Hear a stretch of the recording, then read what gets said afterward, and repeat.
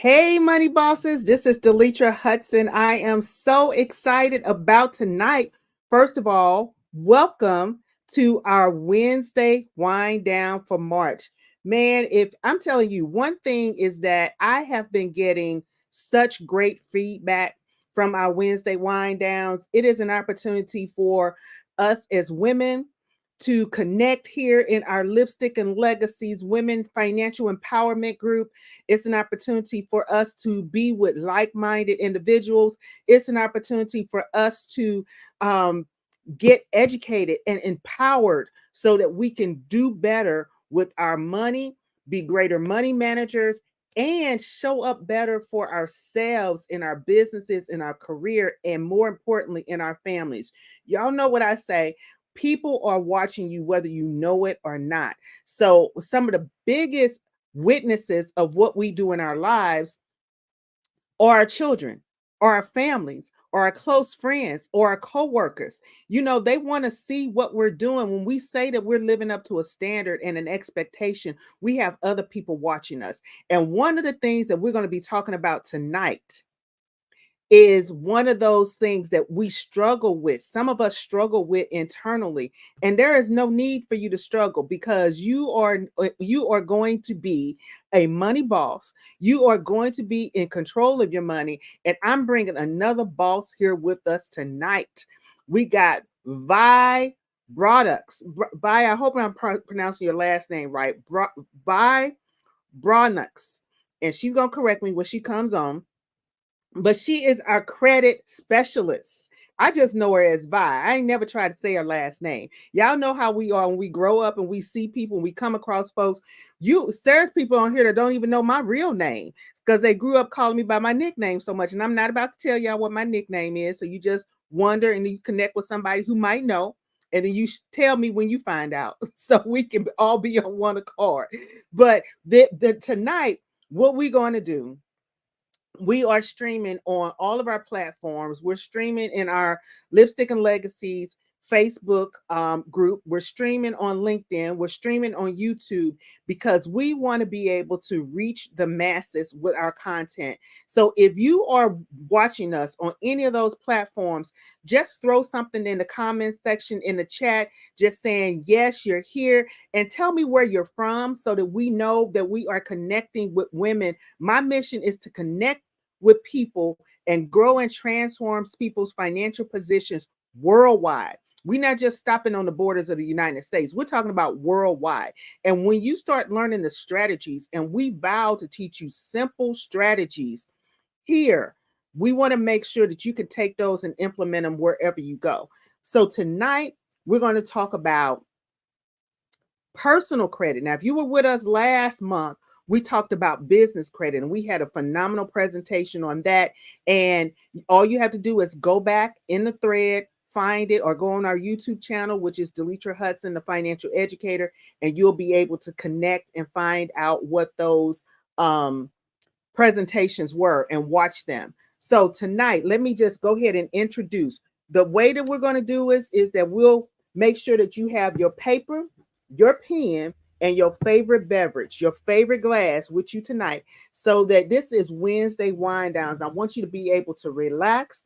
I want you to take some notes. Just lay back in that chair, do what you do, and listen, take notes, and absorb the information that you're going to get because it's going to be phenomenal. So, our speaker tonight is Vi.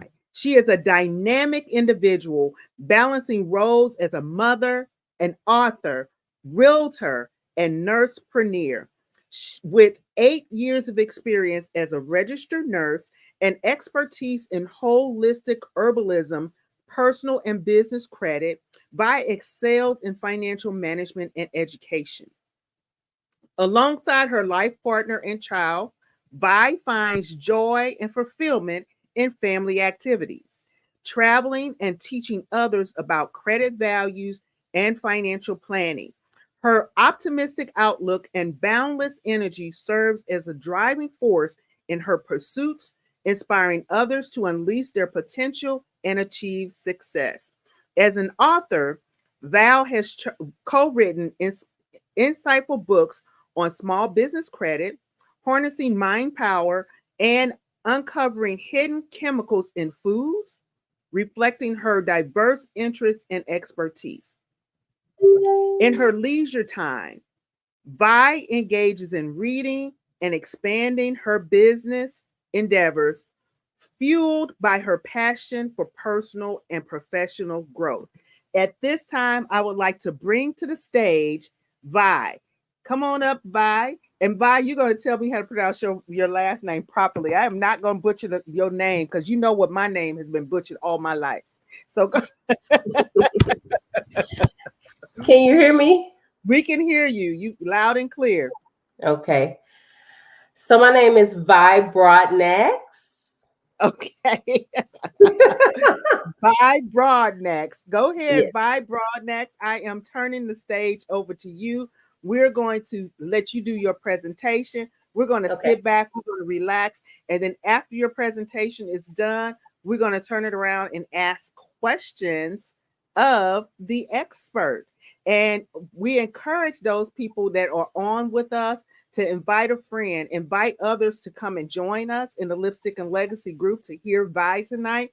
And if you stay to the end, you will be entered in for a drawing of a special gift. I always give away gifts on Wednesday wind downs. So, Vi, take it away.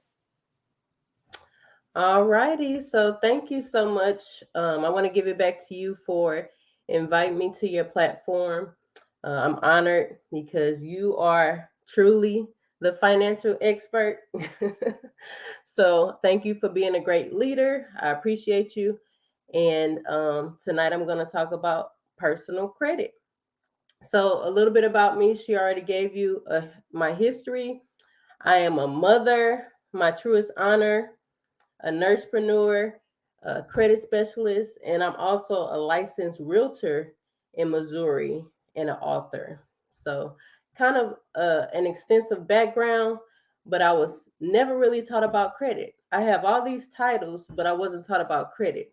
I knew that I needed to pay my bills on time, but I thought that was all I needed to have good credit, but that was just a small percentage. So, I'm going to get into my PowerPoint about credit. So your credit score can range anywhere from 300 to 850 points, and typically excellent credit is anywhere from 750 and above. It is a percentage of people who have never seen excellent credit in their lifetime. Some people who come to me are even afraid to check their credit. And it's like, how are you going to know what you can get approved for if you are scared to check your credit? So I'm just coming to talk a little bit about credit, give you some pointers on how to build your credit, what makes up your credit score, and a couple of different percentages that are out there for you to kind of think about. So your credit score is a portrait of basically a snapshot of your credit history made up of several different factors that helps prospective lenders evaluate how likely you are to pay your debt. So basically, they judging you off your credit score. So they're saying, oh, hey, Vi, well, you have a lot of derogatory items. I'm not sure I'm going to extend this credit to you because you don't know how to pay your bills. Or Vi, you have limited credit, which would happen to me when I was about 19 years old. I had limited credit. Limited to no credit is worse than having bad credit. If you don't have anything that the lenders can judge you off of, then they're most likely not going to extend any credit to you. Thankful I was able to get some type of credit extended to me, but guess what? I was able to go to a dealership, a buy here, pay here dealership, and get an interest rate of 29% for my first car because I didn't have any credit. Anytime you're paying 29% for anything, that means you have terrible credit or limited credit. Just a FYI. So here are the factors in which your credit score is made up. So 35% of your credit score is representative of your payment history. It is very, very, very important to pay all of your accounts on time.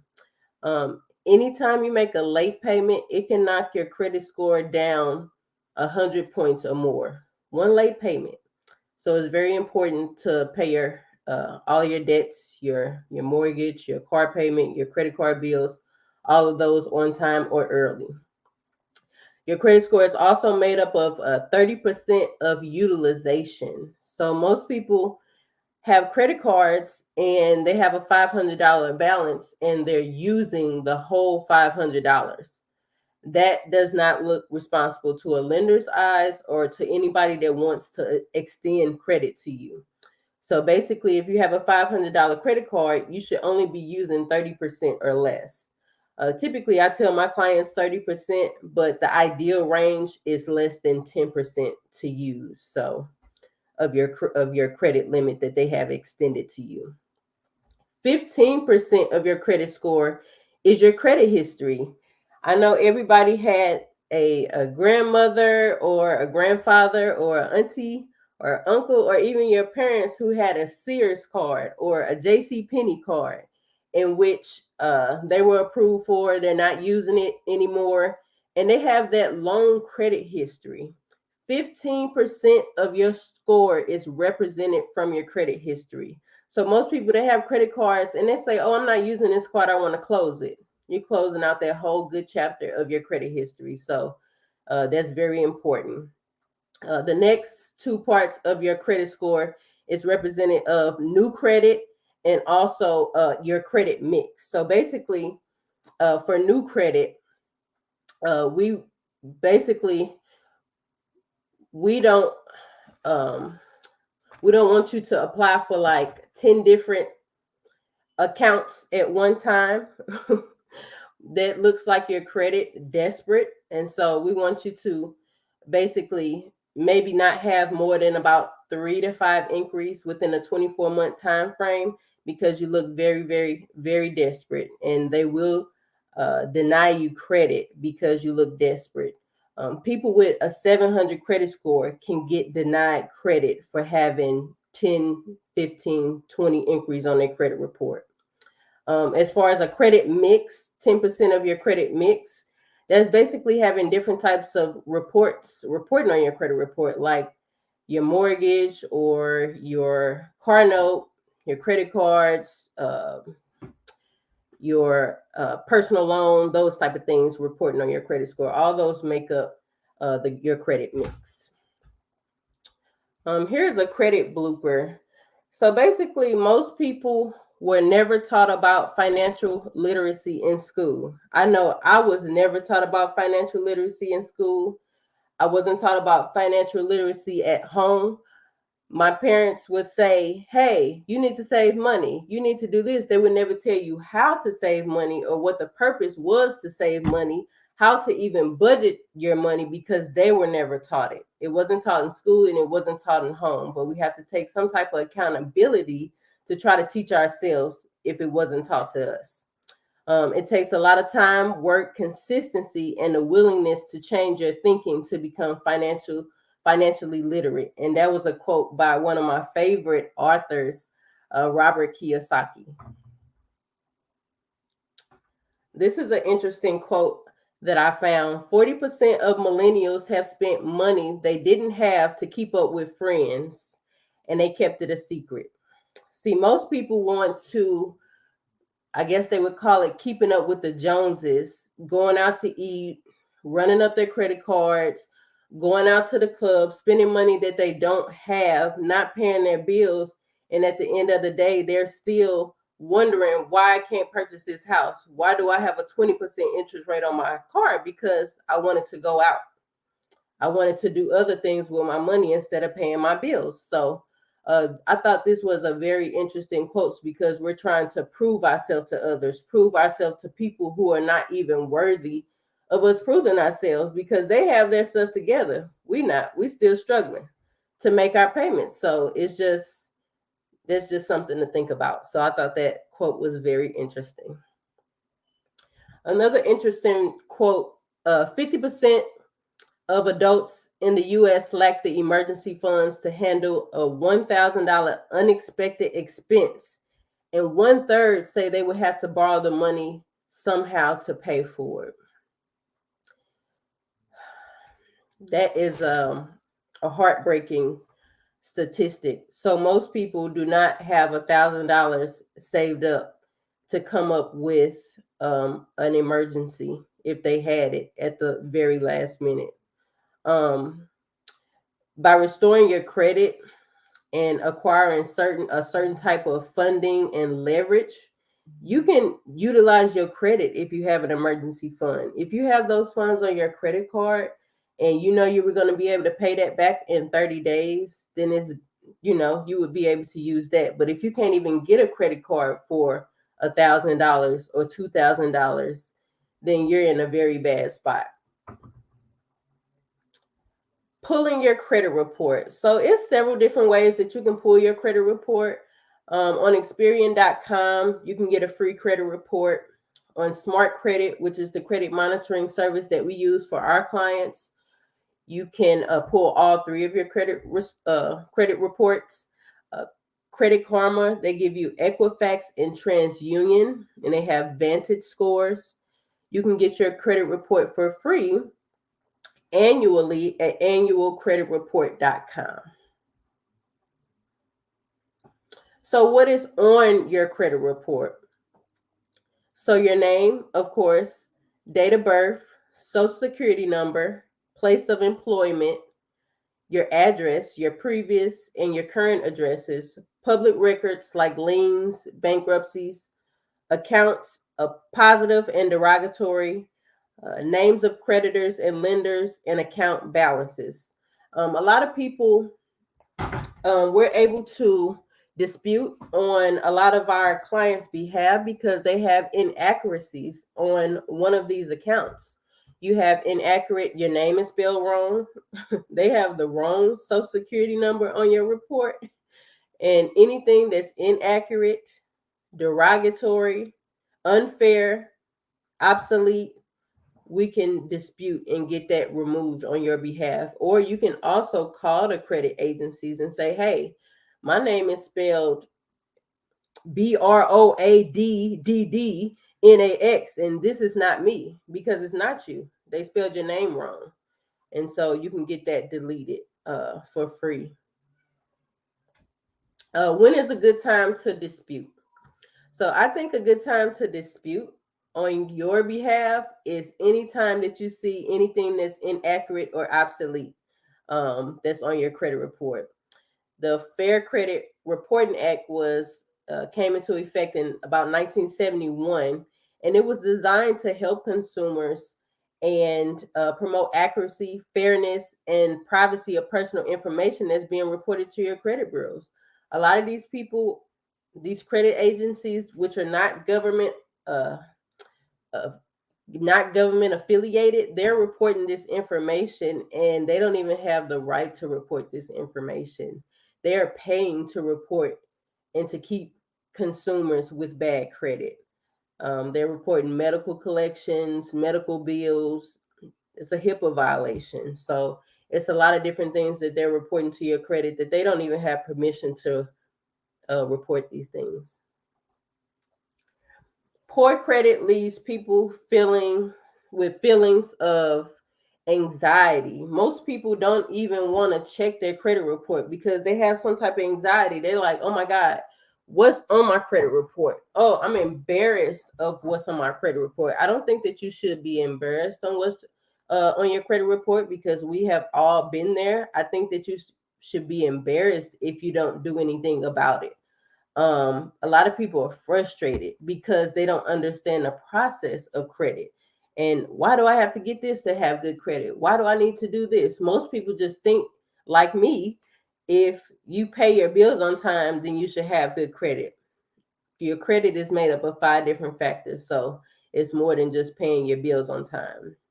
Most people have a fear, confusion, lack of confidence. They stay in their situations because they're like, oh, I can't apply for it. I got bad credit. And they just stay in that. And that's not good, because you're not having no type of elevation in your life just because you have bad credit.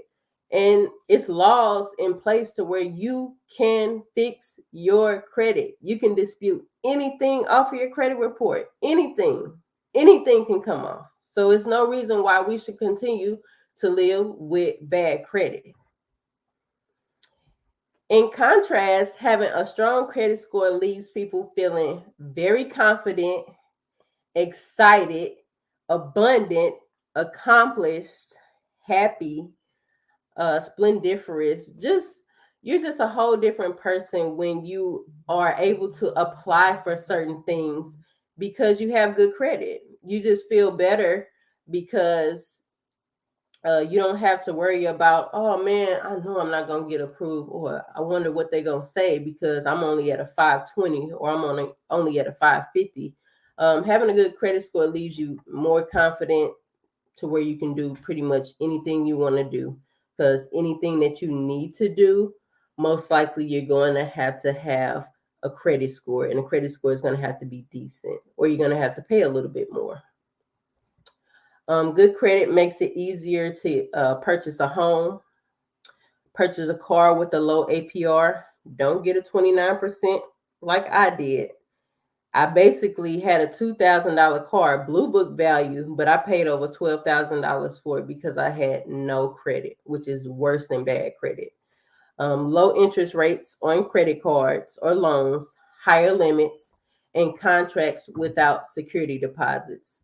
Most people who are moving, they have to put security deposit down on their utilities because they have did a soft pull on your credit and they realize, this person is too much of a high risk, so we got to get our money up front. So they charge people $300, $500, just to cut their utilities on because they're at higher risk because of their credit score. Some ways to increase your credit score fast. So what I like to say is there is no elevator to success, but success loves speed. I just encourage everybody not to drag their feet on getting their credit restored because you can live so much of an abundant filled life. If you get your credit, your finances, your life in order, things will be much better if you just start right there. Some ways to actually get your credit score up a little bit fast, not like microwave fast, but a little bit fast, is by paying on your credit card debts. If you have, several credit cards and you need a strategy to pay those credit cards down, start with the lowest balance. Pay that lowest balance off and go to the next balance. Those are ways that you can increase your score and it looks like you're responsible because, hey, I was able to pay this balance off. Now I'm going to the next one. Ask for higher limits. If you haven't utilized the whole utilization on your credit score, on your credit cards, ask for higher limits. And most likely, depending on the credit card company, they'll give you higher limits. And that increases, that lowers your utilization. And so that makes you less of a high risk if you have a higher limit on your credit card. Becoming an authorized user. Get on grandma's or grandpa's or aunties or uncles credit card who has good credit because you're an authorized user and you're benefiting from them having good credit. If they had 20 years worth of JCPenney or Sears cards, then hey, you can get on their credit score and you can benefit, and they'll add that to your report, and you can get a 700 credit score depending on if you have those derogatory items off of your credit report. Making on-time payments. Again, that's 35% of your credit score. Making on-time payments, not having any late payments. Disputing negative and derogatory items. Very important. You already have a law in place that is on your side to where if you have anything inaccurately, negatively reporting on your credit, go ahead and dispute it. I can dispute on your behalf. You can dispute on your behalf. Just get it done. And just stop waiting, because I have people come to me who are ready to purchase a house, but then the lender comes back and tell them, hey, we can't help you. You have a 520. You have a 580. We can't help you with that. And so you need to get your credit in order so that when you're ready to purchase a home, you don't have to come see me 2 months before that. Add to your credit mix. So depending on what your credit profile looks like, it's good to add different type of things to your credit profile to build it up, and so that you can look responsible. You can have different type of credit mixes, credit cards, personal loans, cars, or whatever the case may be, so that you can look very diverse on your credit score. Um, this is the end. So basically, if you need any type of assistance with your credit, you can get in touch with me, or our company is TCS Global Enterprise, and we can help you build your credit. We can help you dispute any type of negative, inaccurate, or derogatory items affecting your credit profile. Um, Here's our information, and Delitra, that is it. Awesome, Vi. That was great. Let's give Vi a hand. Let's give Vi a hand. Awesome, awesome.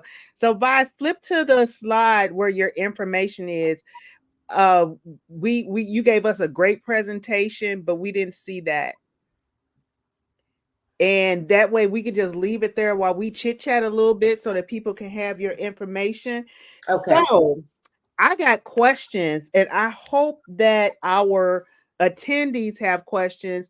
Y'all, I see hands giving claps. Good job for Vi. Get in the chat. Everybody just give Vi some encouragement and send her positive energy because she did an awesome job. So if you have any questions for Vi, throw them in the comments because I am looking at the comments. I can see them, and we can make sure that your questions get answered here tonight. So while you're thinking about your questions, I sent a message and told y'all to get ready, take notes, and get your questions ready. I was writing my questions down. So make sure that you get them in the comments and we will get them answered for you. While they're thinking about it, bye. You hit up on so many great gems, many things that I talk about on a regular basis. So I was so encouraged to hear one of the things that you said was that 50% of people don't have an emergency fund of at least $1,000 to take care of an unexpected emergency. I talk about that all the time. One of my missions is that for this year, by December 31st, 2024, I want to help 100 people save $100,000 by December 31st, 2024. What that really looks like, it sounds like an audacious goal, but it's really 100 people saving $1,000 so that we can collectively meet that $100,000 goal because it's so imperative. I'm going to share with you a story. I'm going to share with everybody this story that I had. It was like a day or two before. It may have been actually on Christmas Eve, this past Christmas Eve. And I'm just driving around trying to get things settled and getting things ready for the house. And going through it was an accident that had occurred, and I was trying to get around the debris that was on the ground. Thought I did, but apparently I didn't. Something got stuck in my tire and my tire immediately went flat. And how many I'm blessed because I know better, but the what immediately came to my mind is how many people could have managed a situation like that on Christmas Eve without feeling like your holiday was just ruined because you're trying to take from what you're doing with your family and trying to make a festive event to now having to deal with an unexpected emergency because we don't have that emergency fund set aside. So talk about some of the strategies that you may use to help people start achieving their savings goals. Interesting. So I have a couple clients that I work with, and it's only a few right now that I work with to help them create budgets for themselves and their families. Most of the reason why people who are in debt or have bad credit is because they don't know how to budget their money. They make good money, but they're like spending it here and spending it there. And some people, like me, when I first became a nurse, I didn't know where my money was going. Like I knew I was making pretty decent money, but I just didn't. It was probably flying out the window. I have no idea where that money was going. So creating a budget, having a budget in place has been really helpful for the clients that I have worked with to create a budget and who are able to see. Most people can't even see that they can create a budget, even if you're not making that much money. If you have a budget, your life would be so much easier. That's awesome. That's awesome because when you start to budget, you get to see what's coming in and what's going out, and you budget your savings. Yep. And one of the things that I say is that I don't trust myself to do it. We set up Hmm. systems and automations to make sure that things happen when they're supposed to happen so that we can set it and forget it. Right. And another thing that you talked about was keeping up with the Joneses. We go out here and spend money and go out to dinner and do all the things when we can't afford to do it. Hmm. I'm guilty. I'm guilty. I was guilty of it too, I'm guilty, definitely. but you live and you learn. Like you can't say Absolutely. I'm living my best life when you know you in the dark. Yeah, That is not your best life. Like you, absolutely. yeah, I'm definitely guilty Absolutely. of it, but you have to basically learn from your mistakes and learn from the different choices you made when you were younger, and you have to change that. And be authentic, be true to yourself. Just know it's some of the things when we talk about our money situation, we don't really we think we know that it's a private thing. Hmm. We think that we're always being judged, but believe it or not, there are more people who are in very similar situations than they are not. So we have a lot of things in common, which is why I do these segments. I don't want people to be out there thinking that they're the only ones going through this stuff. I experienced it myself. That's why I know what to do. And one of the things that I do is teach, and I'm going to use my own kids for an example. When I went to college, they were giving us credit cards and all kind of things left and right. We had more credit cards than we knew what to do with. Now, what does that do for a young person from an urban community who doesn't have financial training nor anyone in their families to set a good example for them about what financial management looks like, about how to manage credit cards, about how to make money. Now we think we're rolling and we got all of this debt that has mounted that's affecting our credit score that takes us the majority of our lives to correct. And that was me. That was me. So what I teach my girls who are old enough to have credit, the immediate thing to let them know this is going to happen. Now, this is what you do when it happens. You're going to be offered credit. You're going to be credit cards are going to come into the mail to you because of who you are as a college student. That's just what they do. But what I want you to do is be selective and responsible. And here's what being responsible looks like: just being able to teach and train. So we have to, when we know better, we do better so that we're not trying to live that life of keeping up with the Joneses. So I want to make sure that, and let me get your position on that, and what is your take about some tips that you can give to people who may be dealing with that bondage? Mm. I actually just had a conversation with one of my clients who is getting her credit fixed, her and her husband getting their credit fixed, and they're looking to purchase a home. Um, I think they just have a problem with telling people in their family no. And I Mm, said, you have to get to a point to where you have to say no and not mhm, feel guilty about it. No, I can't attend this dinner. No, I can't go to this birthday party. No, I'm sorry, I can't get you the gift that I normally get you every year because you're trying to keep up and be the person that you used to be, but you're still stuck in the same position that you was in 10 years ago right. because you're trying to be nice or you're trying to, be supportive. You can be supportive in other ways and you can save your money, get your credit fixed and still purchase your home. So Mhm, that's mhm. that's one of the things that one of the deep conversations. My conversations usually go beyond fixing people's credit. Like we talk about everything, and most of the things are like you have to get your mindset together. If your mindset is not together to where, hey, I need to be focused on this. I don't need to be going out to eat. I need to try to cook more. Mm-hmm. I don't need to go and hang out with my friends. I don't need to go out to eat 8 times a week, and it's only 7 days a week. Like, it's just, yeah, Right. it's a lot of those conversations that we have. Awesome. Awesome.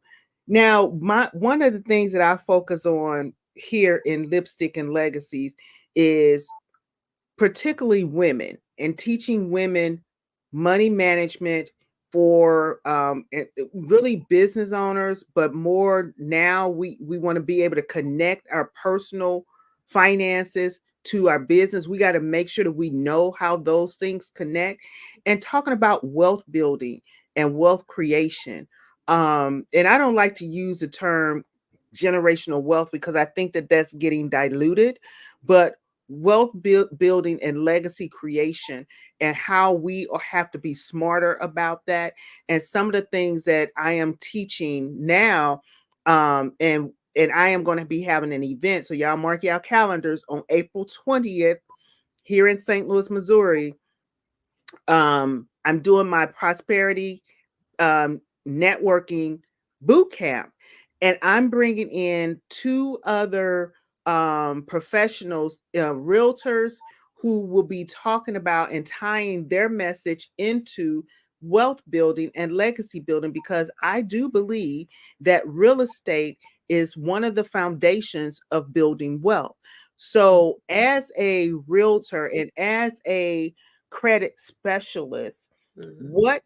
what advice would you give someone about the importance of what they do now in their realm of adding real estate to their wealth plan, and the impact that it has on their future legacy? Mm, that's a very good question.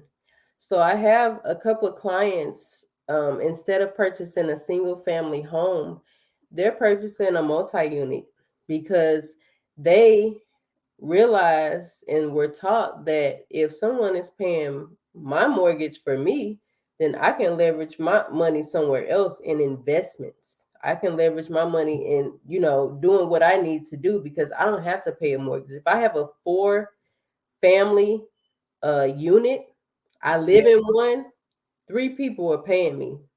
that's right. So so basically leveraging real estate to take care of your bills. Real estate is an asset. And so if you're able to get multiple different units like that, where people are basically paying you a mortgage or rent every month consistently, then that's a part of their wealth building profile and strategy. And we have changed a couple people's mindset for the better. And some people like, oh, I just want to buy a house, I want to buy a house. We have changed their mindset to get them to want to either buy a two family or a four family. And so they actually see the benefit in buying a two family or a four family instead of buying a single family, to where that's just their main largest debt. Awesome. I love it. I love it. Do you want to leave the people with a homework assignment? Anything that they can take as a takeaway that they can work on, to start improving their credit? To start improving your credit, I think you need to first like get over the fear and anxiety of what's on your credit report. You actually got to pull it.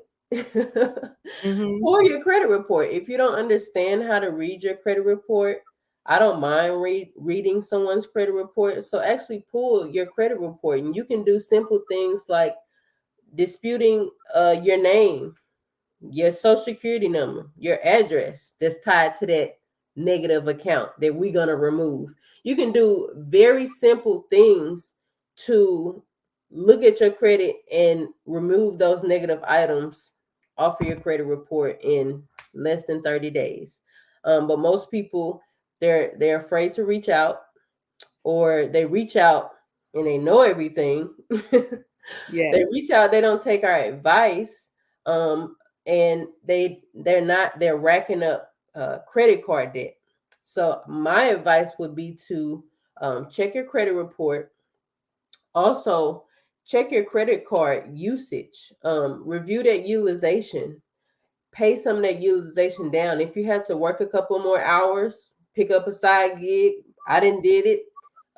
Spark, Amazon, Uber, whatever you have to do to pay down that additional debt, make it happen so that you can live a abundant life and you can leverage your credit instead of spending over 30% utilization of your credit. Awesome. Awesome. This was so wonderful. Thank you so much, Vi. I certainly appreciate you. Mm-hmm. Again, tell people how they can connect with you. I know that there had to be somebody here, and if there's somebody that's catching the replay, just type replay in the comments, and Vi will be watching this thread. Just tell people how to connect with you, so that you can help more folks out. Oh, no problem. So they can reach me at my email, info@tcsenterprise1.com. They can call me, they can text me, 636-333-1443, or they can visit our website, connect with me on Facebook, VI Broadnax, or our business Facebook is TCS Global Enterprise. And we can help you. We have various things that we can help you with. Other than credit, we help people get bank accounts. We help people build credit. We help people dispute any type of negative items off their credit. And I also have a DIY package to where if you don't want us to fix your credit, we give you the blueprint to fix your own credit. We give you the letters and everything. So it's multiple ways to skin a cat. And Okay. so I want people to take one of those ways and take action.